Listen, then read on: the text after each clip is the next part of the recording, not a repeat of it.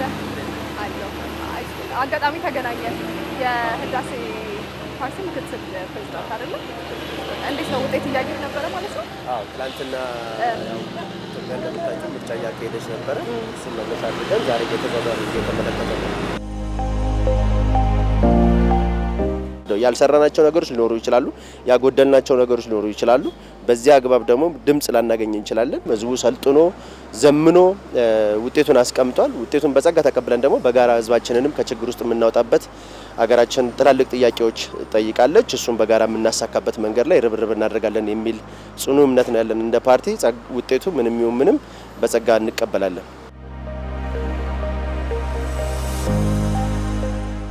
ትላንትና እንግዲህ ይህ አካባቢ በጣም በህዝብ የተጠለቀለቀ ነበር ማለት ይቻላል። ለመምረጥ የመጣ ህዝብ ሰልፍ ይዞ የተቀመጠበት ቦታ ነበረ። ዛሬ ግን እንግዲህ ከጠዋት ጀምሮ ቅኝት ስናደርግ እንደዚህ የነበሩት ድንኳኖች ተነስተው ድምጾች ተቆጥረው በአካባቢው በሚገኙ የምርጫ ጣቢያዎች ተለጥፈው እየተመለከትን ነው። እንግዲህ የተለያዩ ዜጎችም የምርጫ ውጤቶችን እየተመለከቱ ነው የሚገኘው።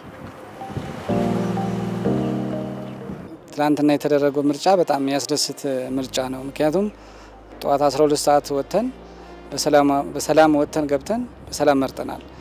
ምርጫ በጣም ያስፈልገናል ከሚሉት ሰዎች አንዱ ነኝ። ምክንያቱም ጠመንጃ ይበቃናል የሚል እምነት ነው ያለኝ።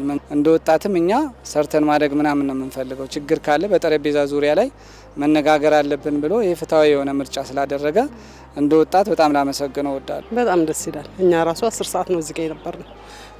መርጤ የወጣ ነው ቤተሰቤን ይዤ 10 ሰዓት ወጥተናል። ይሄ ምርጫ ከምርጫ 97 የወሰድነው ነገር እኮ አለ። እንደኔ አሁን ሰውን እንትን ስል ምርጫ 97 ላይ የሆነች ነገር ነበረች፣ በትንሹ አስተምራን አልፋለች። ከዚህ በላይ እኮ ዲሞክራሲ የለም።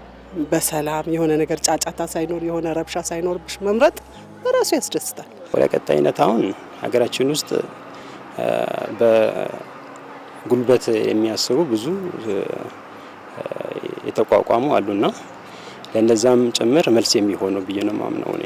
ለምን መንግስት የሚቋቋመው በምርጫና ምርጫ ብቻ መሆኑን ያሳየንበት ነውና በጣም ጥሩ ነው ብዬ ነው የማስበው።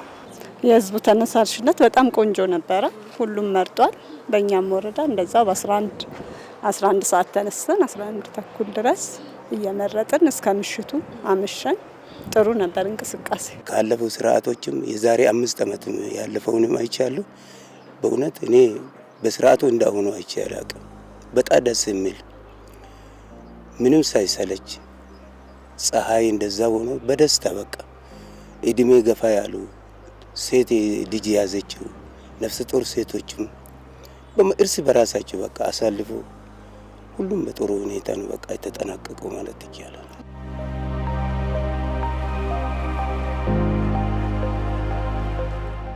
በዚህ ምርጫ ሂደት ውስጥ ትልቁን ድምቀት የሰጠውና ልናስተውለው የሚገባው ዋናው ነጥብ ህዝቡ ለዲሞክራሲ ስርዓት ግንባታና እንዲሁም ለሀሳብ የበላይነት ያለውን ጽኑ እምነት በተግባር ያሳየበትን መንገድ ነው። እንግዲህ ነዋሪው ሰዓታት የፈጀው ረጅም ሰልፍ በትዕግስት በመጠበቅ ልዩነቶችን በኃይል ሳይሆን በሰለጠነ መንገድ በምርጫ ካርድ ለመፍታት ያለውን ዝግጁነት አስመስክሯል ማለት ይቻላል። ህዝባችን በፖለቲካዊ አስተሳሰብም ሆነ እንዲሁም በዲሞክራሲያዊ ብስለት ምን ያህል ከፍ ያለ ደረጃ ላይ መድረሱንና ለነገዋ ሀገር የሀሳብ የበላይነት ብቻ ዋስትና መሆኑን የተረዳበት ማረጋገጫ ሆኖ አልፏል።